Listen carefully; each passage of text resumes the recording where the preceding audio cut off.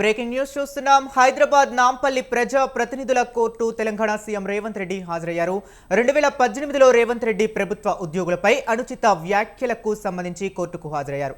ప్రభుత్వ విధులకు అంతరాయం కలిగించిన కేసులో రేవంత్ నాంపల్లి ప్రజా ప్రతినిధుల కోర్టుకు హాజరయ్యారు. ఇదే కేసులో ప్రస్తుత బీఆర్ఎస్ ఎమ్మెల్యే సునీతా లక్ష్మారెడ్డి మరో ఇద్దరు విచారణకు హాజరయ్యారు.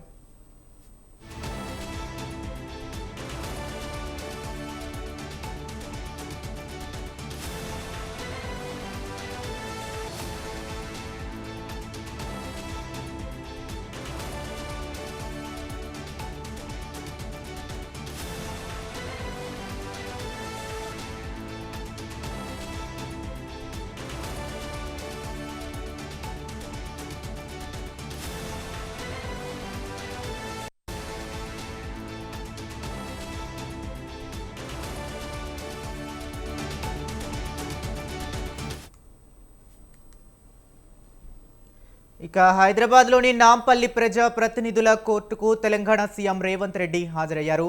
2018లో రేవంత్ రెడ్డి ప్రభుత్వ ఉద్యోగులపై అనుచిత వ్యాఖ్యలకు సంబంధించి కోర్టుకు హాజరయ్యారు. ప్రభుత్వ విధులకు అంతరాయం కలిగించిన కేసులో రేవంత్ నాంపల్లి ప్రజా ప్రతినిధుల కోర్టుకు హాజరయ్యారు. ఇదే కేసులో ప్రస్తుత బీఆర్ఎస్ ఎమ్మెల్యే సునీతా లక్ష్మారెడ్డి మరో ఇద్దరు విచారణకు హాజరయ్యారు. ఇక ఇదే అంశం గురించి మరింత సమాచారాన్ని మా కరెస్పాండెంట్ ఉషా అందిస్తారు. ఉషా, చెప్పండి. హరీష్, సుమారు 7 ఏళ్ల క్రితం 2018లో అప్పటి ఏదైతే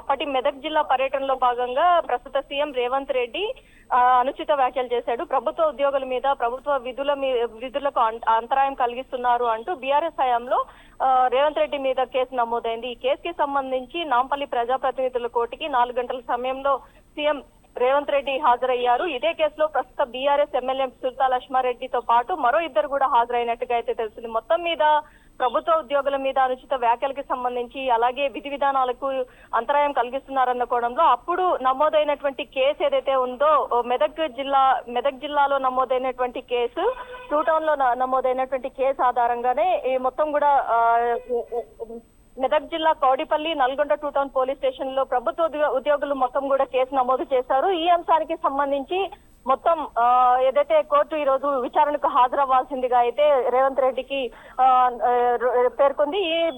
ఈ నేపథ్యంలోనే సునీతా లక్ష్మారెడ్డితో పాటు బీఆర్ఎస్ కి సంబంధించి సునీతా లక్ష్మారెడ్డితో పాటు మరో ఇద్దరితో పాటు ప్రస్తుత సీఎం రేవంత్ రెడ్డి కూడా హాజరైనట్లుగా అయితే తెలుస్తుంది. Harish. Okay, right. Thank you Usha.